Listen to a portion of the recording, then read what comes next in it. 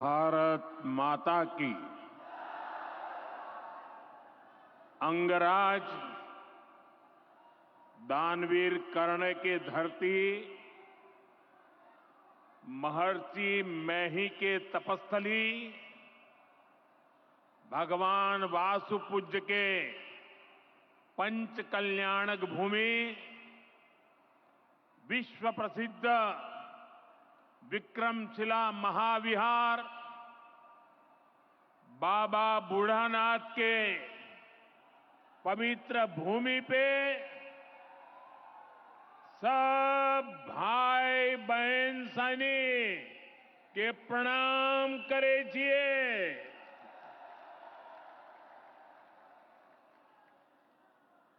मंच पर विराजमान राज्यपाल श्रीमान आरिफ मोहम्मद खान जी, बिहार के लोकप्रिय एवं बिहार के विकास के लिए समर्पित हमारे लाडले मुख्यमंत्री नीतीश कुमार जी,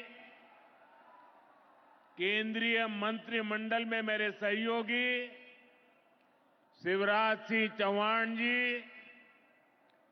जीतन राम मांझी जी, ललन सिंह जी, गिरिराज सिंह जी, चिराग पासवान जी, राज्य मंत्री श्रीमान रामनाथ ठाकुर जी, बिहार सरकार के उप मुख्यमंत्री सम्राट चौधरी जी, विजय सिन्हा जी, राज्य के अन्य मंत्री एवं जनप्रतिनिधिगण, उपस्थित महानुभाव और बिहार के मेरे प्यारे भाइयों और बहनों,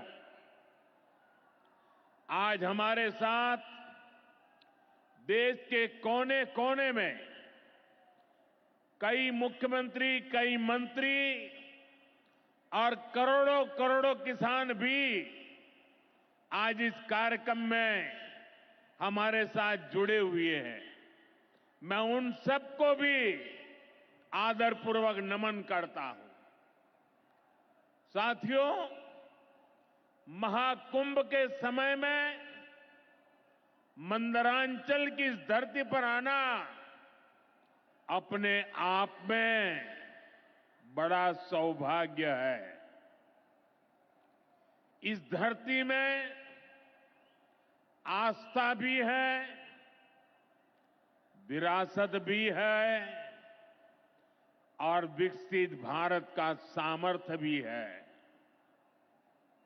ये शहीद तिलका मांझी की धरती है, ये सिल्क सिटी भी है।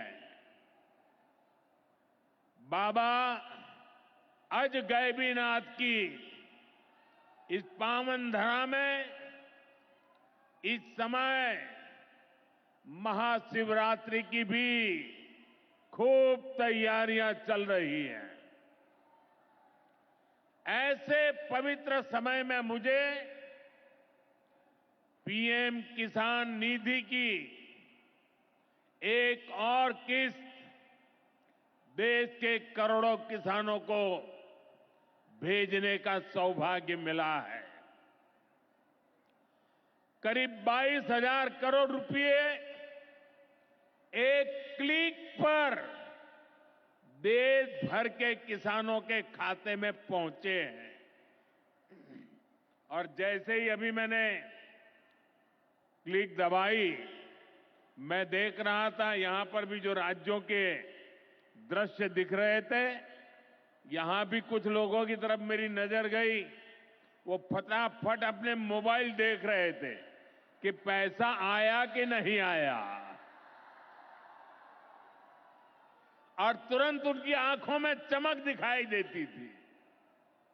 साथियों, आज जो किसान सम्मान निधि दी गई है, इसमें बिहार के भी 75 लाख से अधिक किसान परिवार है।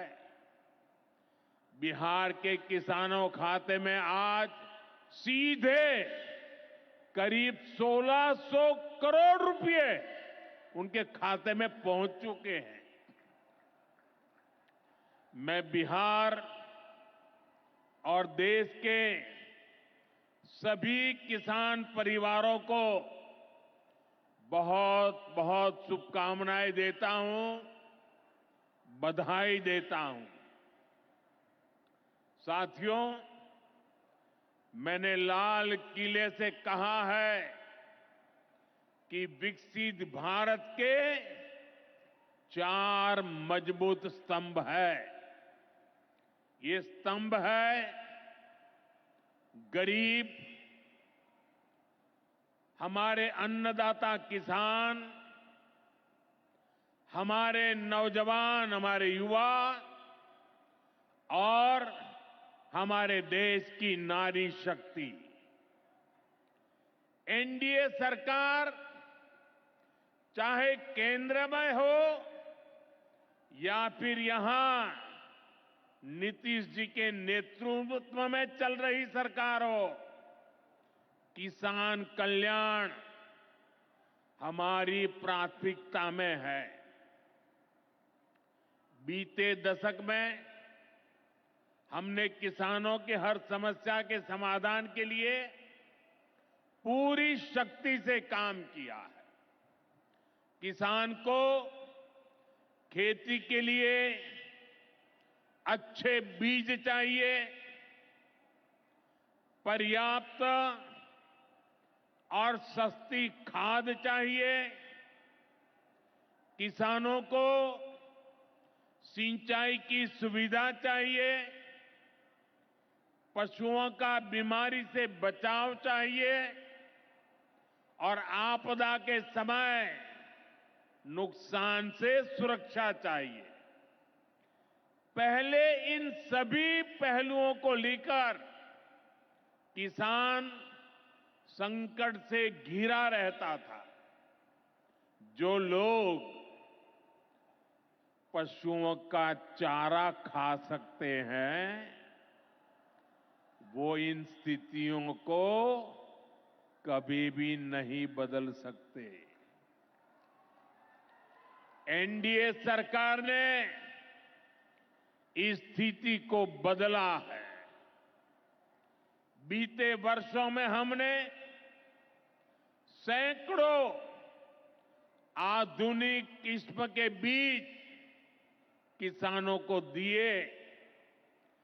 पहले यूरिया के लिए किसान लाठी खाता था और यूरिया की कालाबाजारी होती थी। आज देखिए, किसानों को पर्याप्त खाद मिलती है। हमने तो कोरोना के महासंकट में भी किसानों को खाद की कमी नहीं होने दी। आप कल्पना कर सकते हैं कि अगर एनडीए सरकार न होती, क्या होता? साथियों, अगर एनडीए सरकार न होती तो आज भी हमारे किसान भाई बहनों को खाद के लिए लाठियां खानी पड़ती। आज भी बरौनी खाद कारखाना बंद पड़ा होता। दुनिया के अनेक देशों में खाद की बोरी जो 3,000 रुपये की मिल रही है, वो आज हम किसानों को 300 रुपये से भी कम में देते हैं। एनडीए सरकार न होती तो यूरिया की एक बोरी भी आपको 3,000 रुपये की मिलती। हमारी सरकार किसानों के बारे में सोचती है, उनकी भलाई के लिए काम करती है। इसलिए यूरिया और डीएपी का जो पैसा किसानों को खर्च करना था, वो केंद्र सरकार खुद खर्च कर रही है। बीते 10 साल में करीब 12 लाख करोड़ रुपए जो खाद खरीदने के लिए आपके जेब से जाने थे, वो बच गए। वो केंद्र सरकार ने बजट में से दिए हैं। यानी इतना सारा पैसा, 12 लाख करोड़ रुपया देश के करोड़ों किसानों की जेब में बचा है। साथियों, एनडीए सरकार न होती तो आपको पीएम किसान सम्मान निधि ये भी नहीं मिलती। इस योजना को शुरू हुए अभी करीब 6 साल हुए हैं। अभी तक लगभग 3,70,000 करोड़ रुपए सीधे किसानों के खाते में पहुंच चुके हैं। बीच में कोई बिचौलिया नहीं, कोई कटकी कंपनी नहीं। 1 रुपया दिल्ली से निकले, 100 पैसा सीधा पहुंचता है। ये आप जैसे छोटे किसान हैं, जिनको पहले सरकार की योजनाओं का पूरा लाभ नहीं मिल पाता था। छोटे किसानों का हक भी बिचौलिए हड़प कर लेते थे। लेकिन ये मोदी है, ये नीतीश जी है, जो किसानों के हक का किसी को नहीं खाने देंगे। जब ये कांग्रेस वाले, जंगल राज वाले सरकार में थे, तो इन लोगों ने खेती का कुल जितना बजट रखा था, उससे कई गुना ज्यादा पैसा तो हम सीधे आप किसानों के बैंक खातों में भेज चुके हैं। ये काम कोई भ्रष्टाचारी नहीं कर सकता है। ये काम वही सरकार कर सकती है जो किसान कल्याण के लिए समर्पित है। साथियों, कांग्रेस हो, जंगल राज वाले हो, इनके लिए आप किसानों की तकलीफ भी कोई मायने नहीं रखती। पहले जब बाढ़ आती थी, सूखा पड़ता था, ओला पड़ता था, तो ये लोग किसानों को अपने हाल पर छोड़ देते थे। 2014 में जब आपने एनडीए को आशीर्वाद दिया, तो मैंने कहा ऐसे नहीं चलेगा। एनडीए सरकार ने पीएम फसल बीमा योजना बनाई। इस योजना के तहत 2.25 लाख करोड़ रुपए का क्लेम किसानों को आपदा के समय मिल चुका है। साथियों, जो भूमिहीन है, जो छोटे किसान है, उनकी आय को बढ़ाने में एनडीए सरकार पशुपालन को बढ़ावा दे रही है। पशुपालन गांव में हमारी बहनों को लखपति दीदी बनाने में भी बहुत काम आ रहा है। देश में अभी तक करीब 1.25 करोड़ लखपति दीदी बन चुकी है। इनमें बिहार की भी हजारों जीविका दीदियां शामिल हैं। बीते दशक में भारत में दूध उत्पादन 14 करोड़ टन से बढ़कर, ये याद रखिए, 10 साल में 14 करोड़ टन दूध उत्पादन से बढ़कर के 24 करोड़ टन दूध उत्पादन हो रहा है। यानी भारत ने दुनिया के नंबर 1 दूध उत्पादक के रूप में अपनी भूमिका को और सशक्त किया है। इसमें बिहार की भी बहुत बड़ी भागीदारी है। आज बिहार में सहकारी दूध संघ प्रतिदिन 30 लाख लीटर दूध खरीदता है। इसके कारण हर साल 3,000 करोड़ रुपए से अधिक बिहार के पशुपालकों, हमारी माताओं बहनों के खाते में पहुंच रहे हैं। साथियों, मुझे खुशी है कि डेयरी सेक्टर को बढ़ावा देने के हमारे प्रयासों को राजीव रंजन जी, हमारे ललन सिंह जी बहुत ही कुशलता के साथ आगे बढ़ा रहे हैं। इनके प्रयासों से यहां बिहार में 2 परियोजनाएं तेजी से पूरी हो रही है।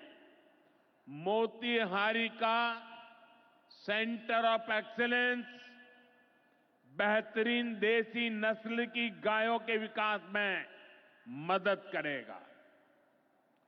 दूसरा बरौनी का मिल्क प्लांट है। इस क्षेत्र के 3 लाख किसानों को फायदा होगा, नौजवानों को रोजगार मिलेगा। साथियों, हमारे जो नाविक साथी हैं, जो मछुआरे साथी हैं, इनको पहले की सरकारों ने कोई फायदा नहीं दिया। हमने पहली बार मछली पालकों को किसान क्रेडिट कार्ड की सुविधा दी है। ऐसे ही प्रयासों से आज मछली उत्पादन में बिहार शानदार प्रदर्शन कर रहा है। और अभी जैसे मुख्यमंत्री जी ने बताया, पहले मछली हम बाहर से लाते थे और आज मछली में बिहार आत्मनिर्भर बन गया है।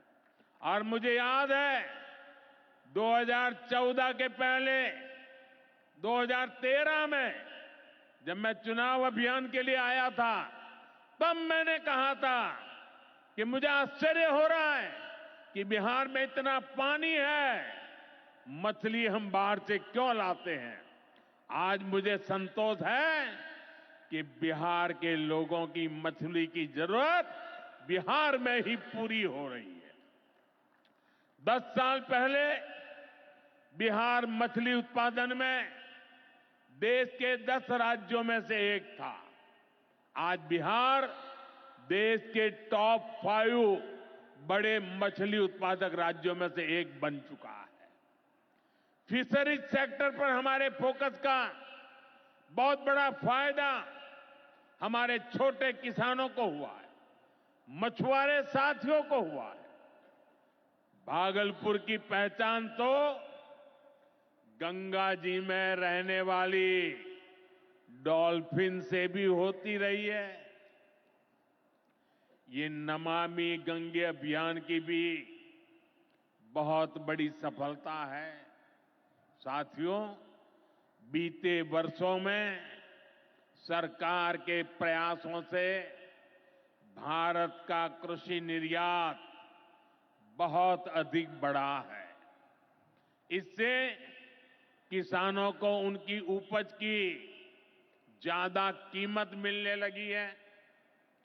कई कृषि उत्पाद ऐसे हैं जिनका पहली बार निर्यात शुरू हुआ है, एक्सपोर्ट हो रहा है। अब बारी बिहार के मखाना की है। मखाना आज देश के शहरों में सुबह के नाश्ते का प्रमुख अंग हो चुका है। मैं भी 365 दिन में से 300 दिन तो ऐसे होंगे कि मैं मखाना जरूर खाता हूं। ये एक सुपर फूड है जिसे अब दुनिया के बाजारों तक पहुंचाना है। इसलिए इस वर्ष के बजट में मखाना किसानों के लिए मखाना बोर्ड बनाने का ऐलान किया गया है। ये मखाना बोर्ड मखाना उत्पादन, प्रोसेसिंग, वैल्यू एडिशन और मार्केटिंग ऐसे हर पहलू में बिहार के मेरे किसानों की मदद करेगा। साथियों, बजट में बिहार के किसानों और नौजवानों के लिए एक और बड़ी घोषणा भी की गई है। पूर्वी भारत में फूड प्रोसेसिंग इंडस्ट्री को बढ़ावा देने के लिए बिहार एक बड़े केंद्र के रूप में उभरने वाला है।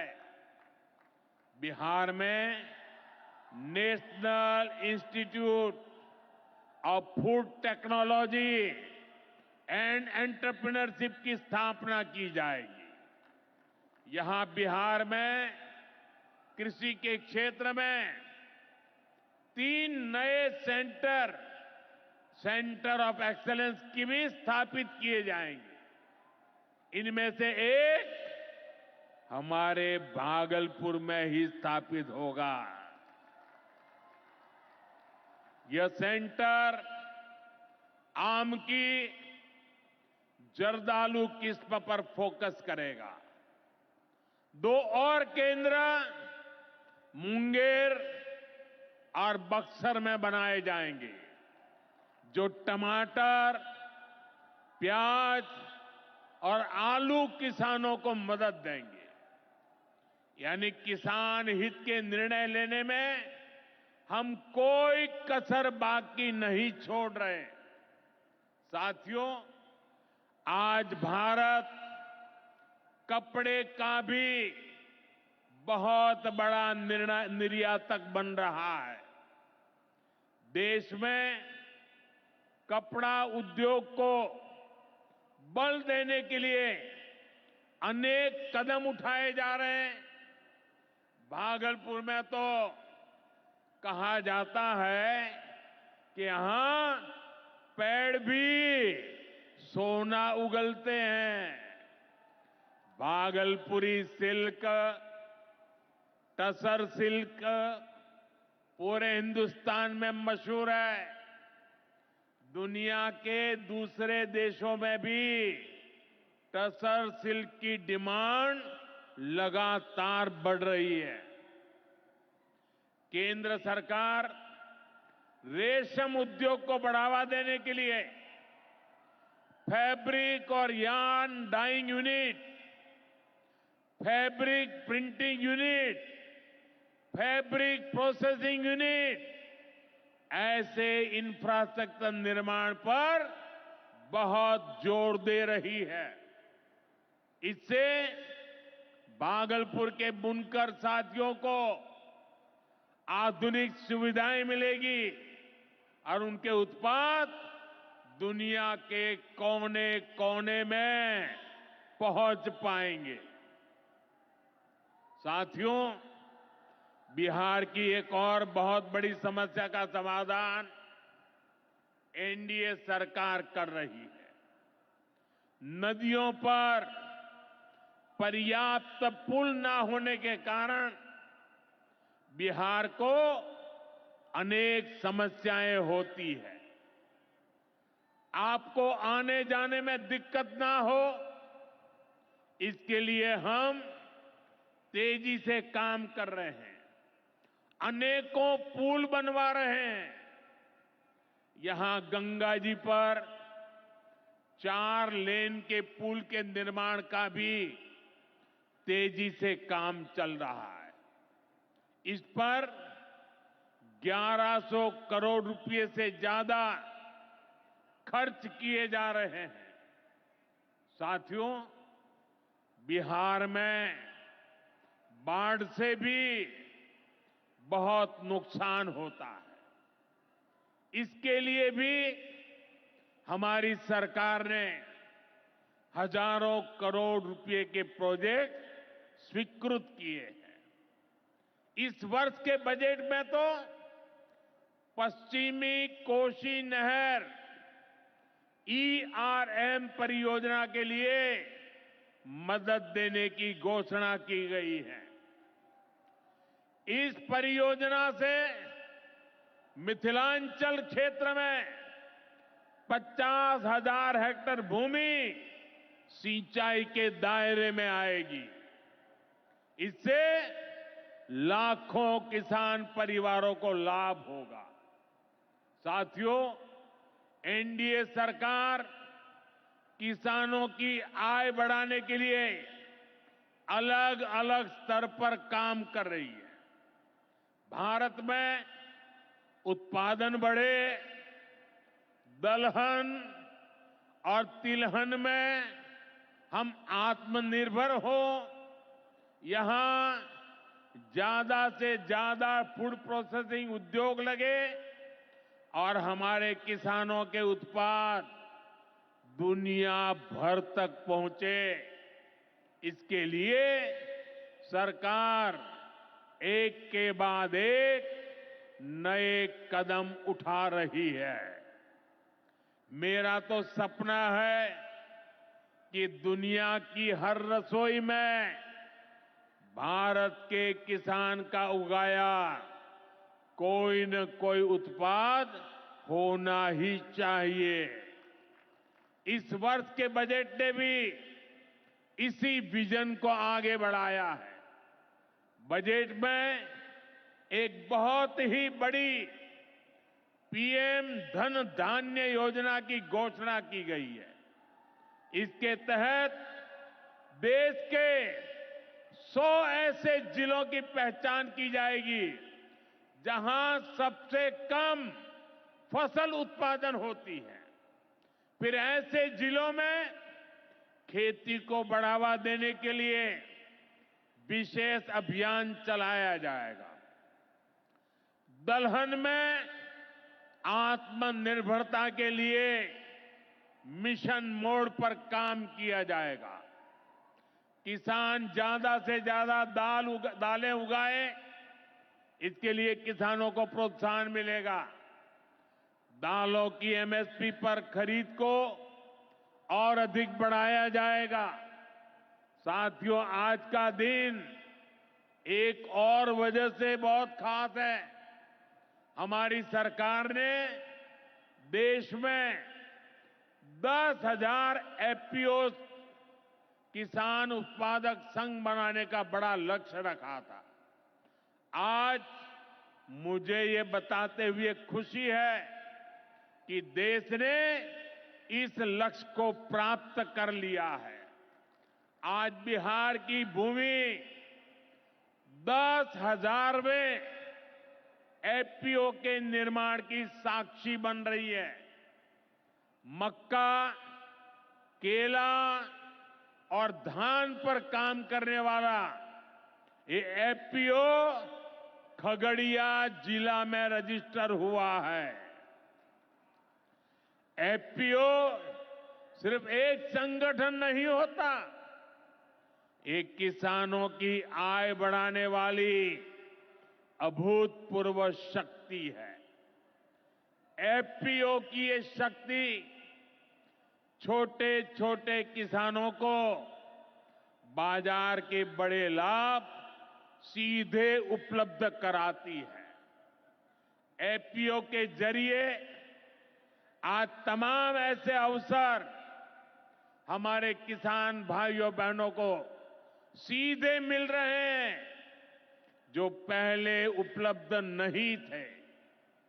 आज देश के करीब 30 लाख किसान एफपीओ से जुड़े हैं और बड़ी बात यह कि इसमें करीब 40% हमारी बहनें हैं। ये एफपीओ आज कृषि क्षेत्र में हजारों करोड़ रुपए का कारोबार करने लगे हैं। मैं सभी 10,000 एफपीओ के सदस्यों को भी बहुत बहुत बधाई देता हूं। साथियों, एनडीए सरकार बिहार के औद्योगिक विकास पर भी उतना ही बल दे रही है। बिहार सरकार भागलपुर में जो बहुत बड़ा बिजली कारखाना लगा रही है, उसको कोयले की भरपूर आपूर्ति की जाएगी। इसके लिए केंद्र सरकार ने कोल लिंकेज को स्वीकृति दे दी है। मुझे पूरा भरोसा है यहां पैदा होने वाली बिजली बिहार के विकास को नई ऊर्जा देगी। इससे बिहार के नौजवानों को रोजगार के नए अवसर मिलेंगे। साथियों, पूर्वोदय से ही विकसित भारत का उदय होगा और हमारा बिहार पूर्वी भारत का सबसे अहम स्तंभ है। बिहार भारत की सांस्कृतिक विरासत का प्रतीक है। कांग्रेस आरजेडी के लंबे कुशासन ने बिहार को बर्बाद किया, बिहार को बदनाम किया। लेकिन अब विकसित भारत में बिहार का वही स्थान होगा जो प्राचीन समृद्ध भारत में पाटलिपुत्र का था। इसके लिए हम सभी मिलकर निरंतर प्रयास कर रहे हैं।